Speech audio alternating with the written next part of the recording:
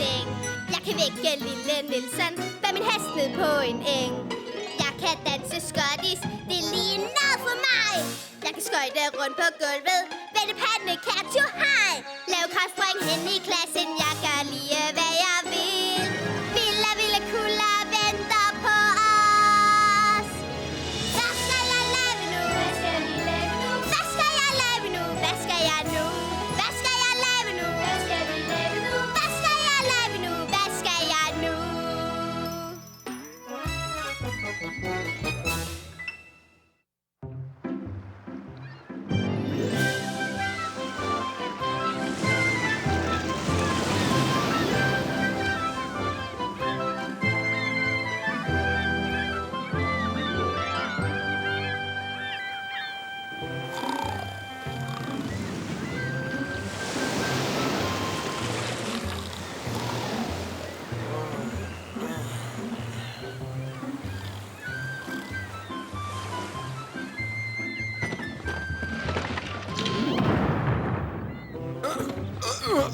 Hvad var det?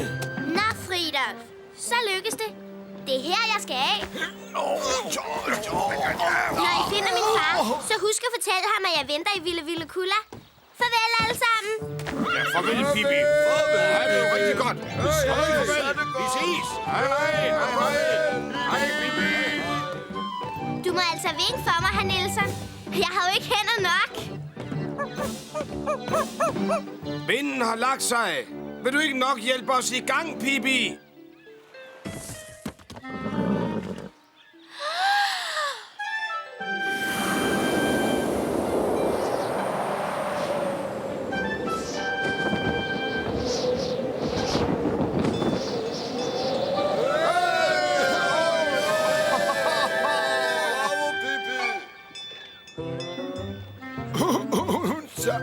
Hun sejler som en hest. Så, nu er det mig, der skal videre. Nu kommer jeg, herr Nielsen. Kom så. Nu skal vi hjem, hest.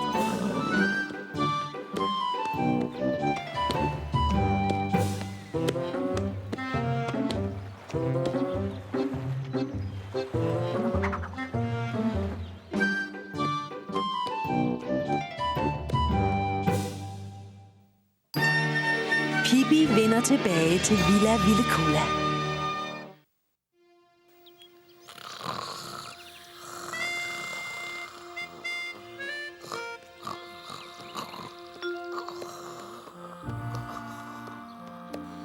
De ved sandelig, hvordan man sover her i byen. Ikke også, herr Nielsen?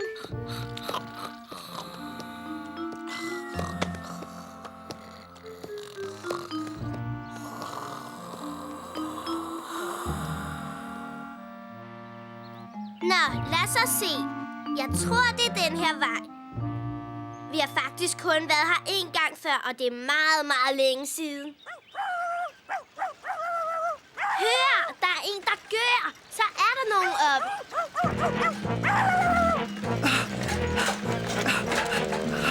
Pas på!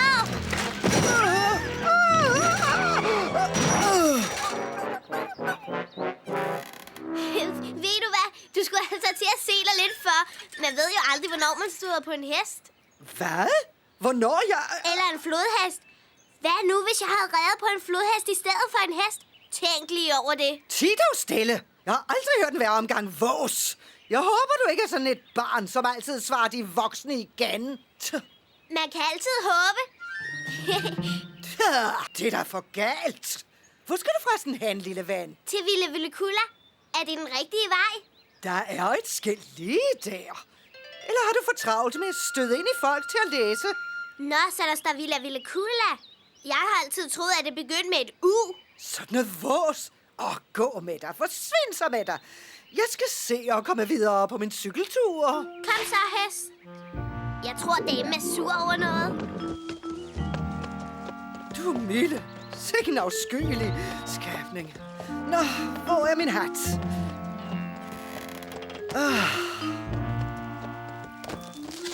Hvad? Hvordan? Det bedst! Det ækle bedst har spist min nye hat. Vent. Stop! Stop den! hest! Du har ikke hørt det sidste ord i sagen, din lille... Hvad det så end du er.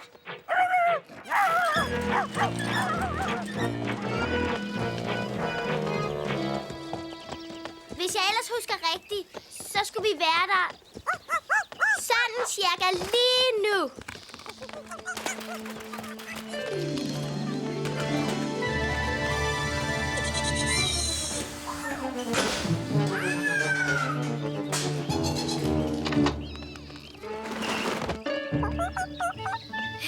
Jeg tror, at Nielsen kan huske det. Tror du ikke også, det er hest? Så gå I nu ud og spil krokket. Det er faktisk rigtig sjovt. Det er det ej. Det er Kedeligt. Det er det mest kedelige spil i hele verdenshistorien. Og vi bor på verdens mest kedelige sted. Der sker aldrig nogensinde noget spændende her. intet. Vi burde faktisk have nægtet at flytte helt herud. Ja, vi begynder at strække lige nu. Ja. En sæd nedstrække.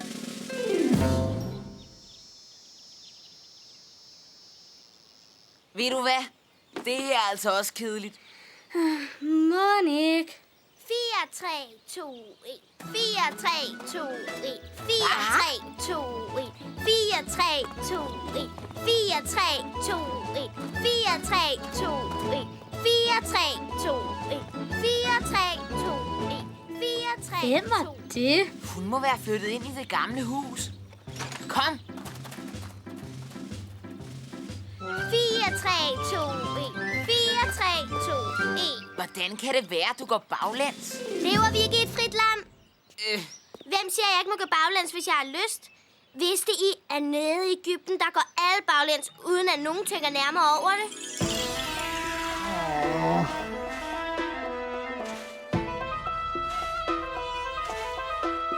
De synes, det er vanvittigt morsomt, hvis nogen går fremad.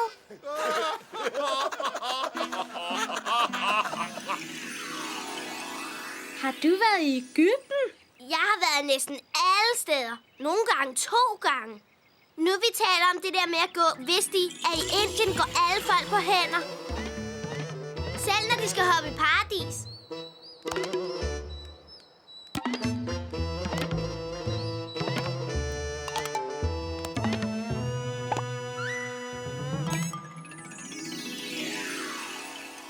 Du lyver. Det passer ikke.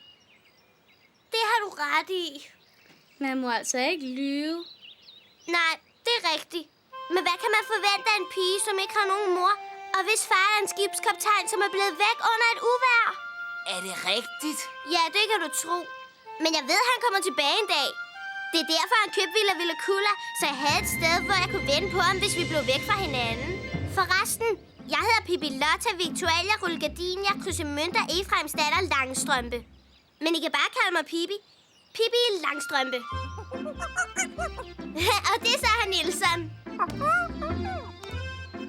Jeg hedder Tommy, og det er Annika. Vi bor lige derovre. Det er hyggeligt at møde jer. Har I ikke lyst til at komme og besøge mig? Jo! Stop! I kan ikke komme og besøge mig, hvis I allerede er her. I må først gå væk igen. Men bare rolig. Jeg er her, når I kommer igen. Farvel så længe. 4, 3, 2, 1. 4, 3, 2, 1. 4, 3, 2, 1.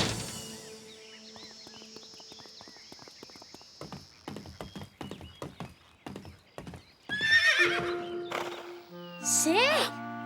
Det er en hest. Hvorfor har hun en hest på verandaen? Fordi han ikke kan lide at være inde i stuen. Og han vil stå i vejen inde i køkkenet med en pyt med hest. Kom nu ind. Morgenmaden er klar om et øjeblik. Pippi, du er helt hvid. Er det? Det er ikke mig. Hvad?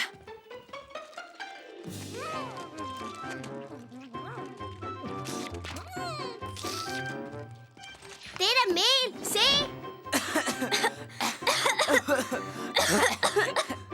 Nå, nu skal vi have morgenmad.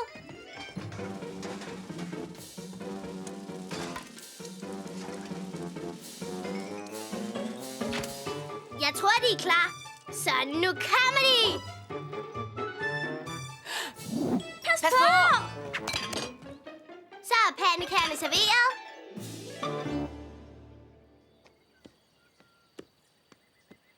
Jeg tager altid en pandekage med på vejen. Der er bare ikke noget som pandekager på hesteryg. Synes I vel? Nej, måske. Jeg håber ikke, du fortryder, at du flyttede hertil. Hvorfor skulle jeg det? Jeg synes, han virker meget rart. Jeg siger det, fordi her altid er så kedeligt. Der sker aldrig nogensinde noget spændende her. Aldrig? Det vil sige, det gjorde der aldrig før.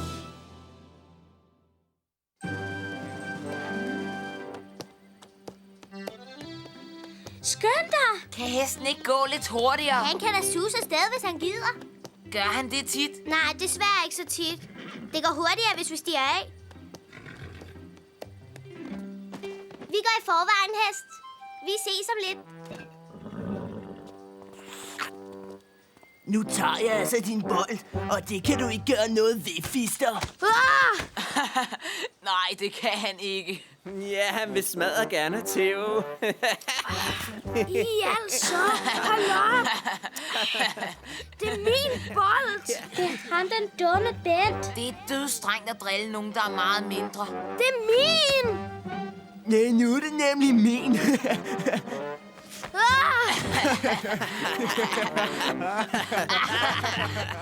Hvis han vil have en bold, må han da købe sin egen. Nej, Pippi, hold dig fra ham. Ja, han er virkelig led. Hallo du der. Synes du ikke, du er bare en lille smule strid? Åh, nej. Nå, hvad har vi her? Se lige, drengen. Jeg tror, hun har købt noget aflagt tøj fra et cirkus. Eller også er hun en af klovnerne. Du er da en tøs, ikke? Se lige det hår. Det er det grimmeste hår, jeg nogensinde har set. Det er vel ikke rødt hø? Hey! Lad lige være! Sæt mig ned! Hjælp! Så gør dog noget! Hjælp! Slip mig så! Hjælp! Nu skal... jeg mener... Vi ses.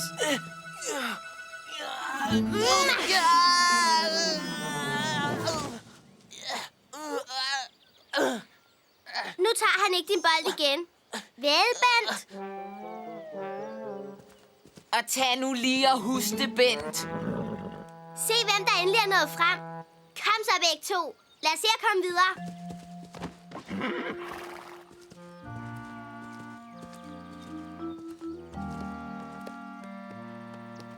Få mig så ned herfra!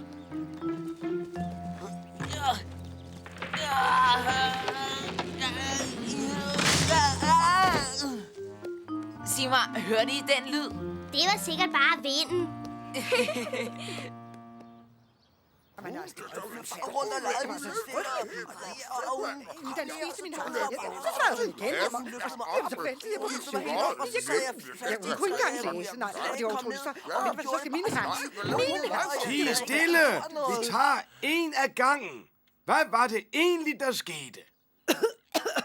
For det første støtte det uregerlige pigebarn lige ind i mig, så jeg nær havde mistet bevidstheden. Godt. Så skal vi bruge en klage over nær at være slået bevidstløs formular. Jeg så hende løfte en hel hest op i luften med én hånd. Godt. Så skal vi bruge en ulovlig hesteløftsformular. Jeg blev også løftet op i luften. Og mennesker. Og så smed hun mig op i et træ. En ulovlig trækasterformular. Ej, vent. En ulovlig kast af dreng op i træformular. Og så har hun en abe. Ulovlig besiddelse af abeformular. Hvor har jeg den? Termin. Tak. Nej, vent lidt. Den er jo til leoparder. Var det ikke den, du bag om? Nej! Aber. Nej, hør nu. De skal altså ikke kalde os for aber, frue. Hun tog en dyb indånding og pustede vind i sejlene. Ulovlig vind i sejlformular. Den gren, jeg hang i, brækkede af, og jeg faldt ned og slog mig ret meget. Ulovlig afbrækning af grenformular. Er der så mere? Ja. Hendes hest spiste min nye hat. Hest spiser ny hat-formular. Nu er det nok med de formularer. Så gør dog noget med det samme. Tag det nu lige roligt. Lad os lige sammenfatte det hele. Vi skal altså... Holde udkig efter en besynderligt klædt lille pige med kæmpe store flætninger. Som er så stærk, at hun kan løfte en hest op i luften. Og puste skibe ud på havet. Og som er så høj, at hun kan løfte halvstore børn op i træer. Og som bor ude i junglen, omgivet af vilde dyr. Og som spiser træer til morgenmad. Er det korrekt opfattet? Skvaderhoveder! Sådan er hun overhovedet ikke. Hun er bare sådan en lille... Bare en lille pige, noget besynderligt tøj. Bare en lille pige? Al den ballade over en lille pige? Jeg tror nok, vi kan hamle op med en lille pige. Ikke sandt, Klang? Jeg skulle mene, vi kan afslutte den sag før frokost, Kling. Vent her. Det her er en sag fra politiet. Jeps.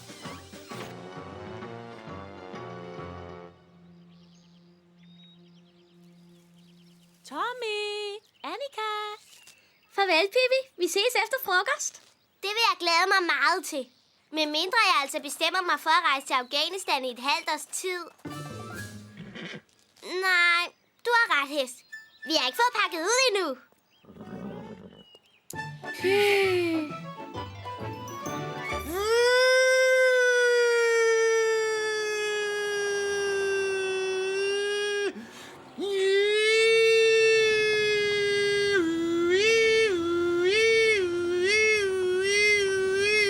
Nu må du gøre det lidt. Jeg har ondt i hovedet. Det har jeg også. Men nu er vi også nået ud til Villa Villakulla.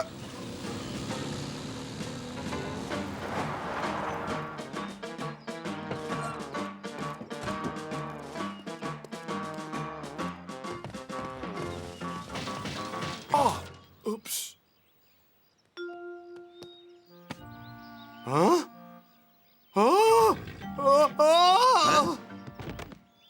Der er en hest her på verandaen.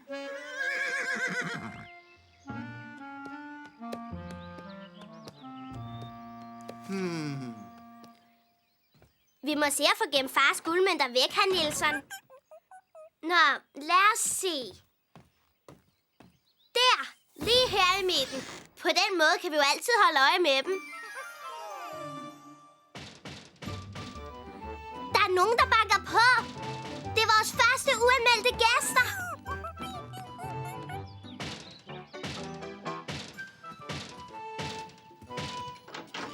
Hvor er det rart at se jer. Og hvor er det dejligt at få besøg. Er du den lille pige, som netop er flyttet ind her? Ja, det kan du tro. Og I er mine allerførste gæster. Vi vil gerne tale med dine forældre. Jeg er bange for, at jeg ikke har nogen. I hvert fald ikke lige i øjeblikket. Jamen, det er jo ulovligt. Børn, som ikke har nogen forældre, skal bo på et børnehjem. Det passer helt fint. Det gør jeg allerede. Sagen er den, at jeg er et barn, og det her er mit hjem. Og så må det jo være et børnehjem. Jamen, Pyt med det, Klang. Det kan vi godt forklare for den lille pige, mens vi... følger hende derhen. I fik mig ikke. Kom nu, prøv igen.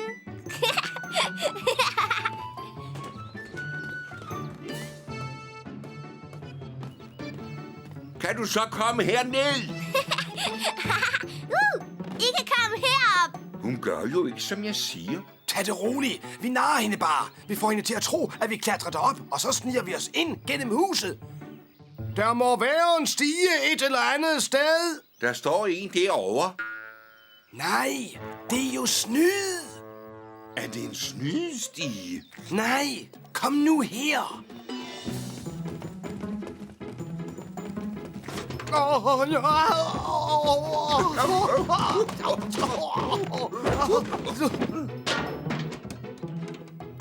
Kom nu, lad os fange den lille ballade med. Jeps.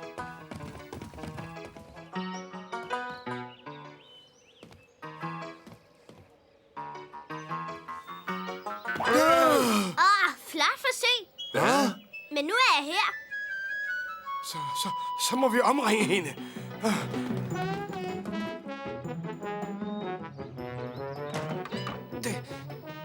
er en anden stige på den anden side. Hvis du tager den, så kan vi fange hende imellem os. Jeps.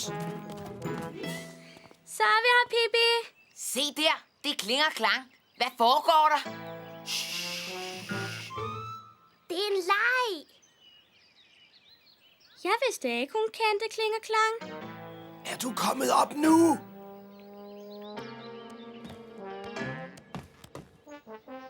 Næsten.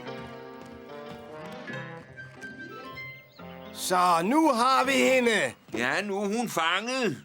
Det ved man aldrig. Giver du op? I har mig ikke endnu. Wow! Fanget! Ja! Nej! Nej. Jeg kender ikke reglerne, men jeg ved godt, hvem der vandt. Hør her, lille pige. Kan du så stille de stiger tilbage? Vil det sige, at lejen er slut? Gider I ikke at lege mere? Nej, ikke lige nu. Der er noget, vi skal have ordnet først. Så kan vi lege bagefter. Jamen, så kommer jeg med stigen.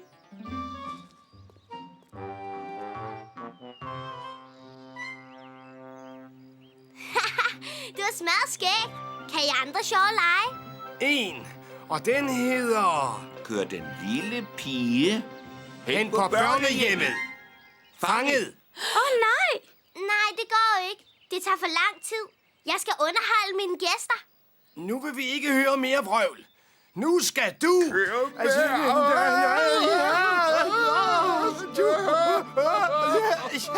Man kan ikke altid lege lige når det passer en. Nogle gange er der andre ting, der skal ordnes. Ved du, hvad jeg synes, Kling? Nej, hvad klang? Jeg synes, det er allerbedst, hvis hun får lov til at blive her. Godt forslag, klang. Synes I det? Hvem har bedt om jeres mening? Jeg har jo fortalt jer, hun løftede en hel hest. Har I slet ikke tænkt jer at gøre noget? Jo, vi har skam tænkt os at gøre noget. Jeps. Hvad? Vi har tænkt os at udfylde en formular. Godt forslag, klang. Det kommer I til at fortryde. Det barn er en ballademager. Efter hendes ankomst er intet som før. Tro mig på mit ord. Farvel, Pippi. Vi ses igen i morgen. Ha' det godt.